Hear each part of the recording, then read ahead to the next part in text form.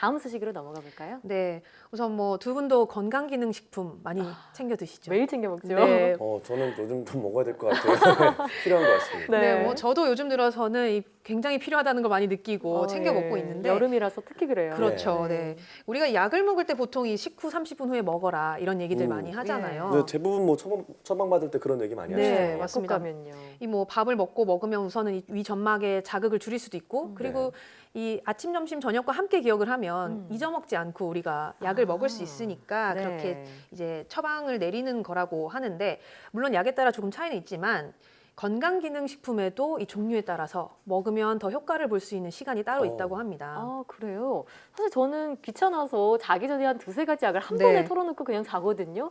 이렇게 하면 안 되겠네요. 맞아요. 보통 대부분 그렇게 많이들 그렇죠. 드시죠. 네. 생각날 때 이렇게 네. 드시는데 뭐 약별로 조금 이제 효과를 더 높이려면 네. 이 맞춰야 하는 시간이 좀 있습니다. 우선은 이 가장 쉽게 먹을 수 있는 비타민 C 같은 경우는 대표적인 항산화 물질인데 예. 이 신체 노화를 촉진하는 활성산소가 우리 몸속에서 작용하는 걸 막아줍니다. 네. 그런데 이 활성산소가 자고 일어났을 때 가장 많이 쌓여 있거든요. 네. 그래서 아침에 이 비타민 C를 먹는 게 좋습니다. 예. 다만 이 비타민 C가 위장에 자극을 줄 수 있어서 빈속에 먹으면 속이 좀 쓰릴 수 있으니까요. 식사와 함께 먹는 게 좋다고 합니다.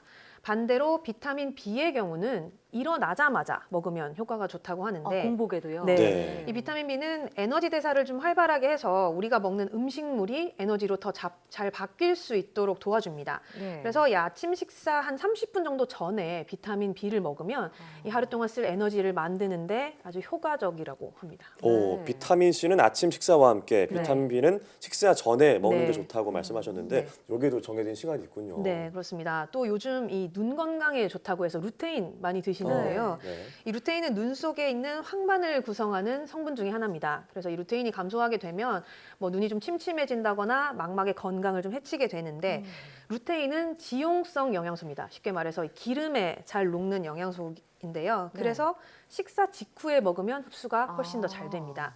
뭐 아침 식사 후에 먹는 것도 좋고요. 만일 뭐 잊어먹고 때를 놓쳤다 네. 그러면 점심이나 저녁 식사 후에 먹는 것도 효과를 좀 더 높일 수 있는 방법이라고 합니다. 어쨌든 네. 식사 뒤에요. 네, 맞습니다. 또 이거랑 비슷하게 오메가3 같은 경우도 지용성 영양소입니다. 예.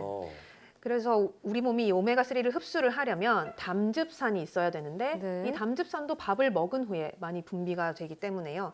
일단은 뭐 식사 후에 특히 활동량이 가장 많은 때가 점심 식사 후니까 네. 그때 먹어주면 뭐 효과도 높일 수 있고요. 또 가끔씩 이 오메가3를 드시고 메스꺼움을 느낀다거나 이렇게 부작용이 있으신 분이 있다고 네. 해요. 예. 이런 부작용도 식사 후에 드시면 조금 줄일 수 있다고 합니다. 실제로 저 같은 경우에도 오메가3를 그냥 아침에 먹었다가 이게 오히려 더 속이 안 좋아지는 것 같아서 네네. 안 먹게 됐는데 네. 식사 후에 먹어봐야겠습니다. 또 요즘 많이 찾는 건강기능식품 중에 홍삼이 있잖아요. 네. 사실 홍삼은 너무 대중적이어서 그냥 아무 때나 먹게 되는 것 같은데 맞아요. 여기도 적정한 복용 시간이 있을까요? 뭐 홍삼은 워낙에 편리하게 먹을 수 있는 방법들이 많아서 네. 이 수시로 드시는 분들이 많은데 우선은 홍삼은 이 점심 먹기 전에 먹는 게 가장 효과를 높일 수 있다고 합니다. 이 홍삼에 진세노사이드라는 성분이 있는데 우리가 흔히 사포닌이라고 하죠. 예. 이 인삼이나 홍삼의 주요 성분인데요. 이 진세노사이드 성분이 공복일 때 이 체내 흡수력이 가장 높다고 합니다. 네. 특히 점심 전에 먹으면 우리가 밥 먹고 나서 이 오후에 식곤증이나 피로가 이렇게 몰려오잖아요. 네. 이 홍삼을 그때 먹으면 이 막는 데 좀 도움이 될 수 있다고 합니다. 홍삼은 점심 식사 전이 좋다. 네. 이런 말씀 주셨는데 또 참고해야 할 뭐 건강기능식품이 또 있을까요? 네, 뭐 한 가지 더 말씀드리자면 이 칼슘 같은 경우도 많이 드시잖아요. 네. 근데 이 칼슘은 위산이 충분히 나와 있어야 흡수가 잘 된다고 합니다. 그래서 밥을 먹은 후에 먹는 게 좋은데요. 네. 특히 저녁 식사 후에 드시면 칼슘이 근육의 긴장감을 좀 이렇게 완화해줘서 편안한 휴식에 도움을 준다고 하니까 참고하시면 좋을 것 같고요. 네.